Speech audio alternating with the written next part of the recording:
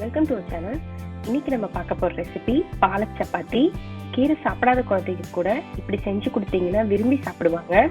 வாங்க எப்படி செய்யறதுன்னு பார்க்கலாம். நம்ம சேனல் சப்ஸ்கிரைப் பண்ணாதவங்க சப்ஸ்கிரைப் பண்ணிக்கோங்க. பக்கத்தில் இருக்க நோட்டிஃபிகேஷன் பெல் ஐக்கான் ப்ரெஸ் பண்ணி அதில் ஆல் அப்படிங்கிற ஆப்ஷன் செலக்ட் பண்ணிக்கோங்க.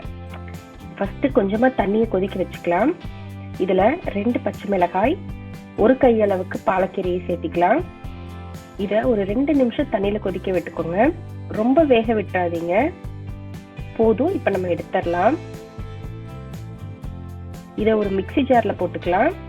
இது கூட ஒரு பல்லு பூண்டு, ஒரு சின்ன துண்டு இஞ்சி சேர்த்து நல்லா ஸ்மூத்தாக அரைச்சி எடுத்துக்கோங்க.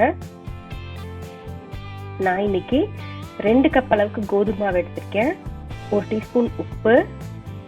இது கூடவே நம்ம அரைச்சி வச்சிருக்க கீரையையும் சேர்த்திக்கலாம். சில பேர் இந்த சப்பாத்திக்கு ஓமம் இல்லைன்னா சீரகம் சேர்த்திப்பாங்க. உங்களுக்கு அதோட ஃப்ளேவர் பிடிக்கும்னா நீங்கள் சேர்த்திக்கலாம்.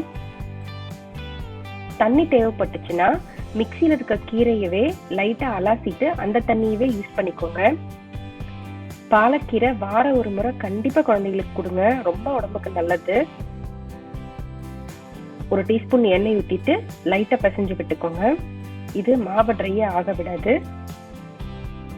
ஒரு 1 மணி நேரம் மாவு ஊறட்டும். மாவு நல்லா சாஃப்டா இருக்கு. உங்களுக்கு தேவையான சைஸ்ல உருண்டை பிடிச்சுக்கோங்க. 9ல இருந்து 10 சப்பாத்தி கிடைக்கும். இப்போ நம்ம சப்பாத்தியை தேய்ச்சிக்கலாம்.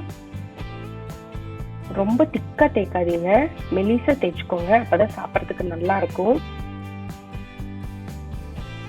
எக்ஸ்ட்ரா மாவெல்லாம் இப்படியே தட்டி விட்டுக்கோங்க. கல்லு காஞ்சிருச்சு. இப்ப சப்பாத்தி போட்டுக்கலாம்.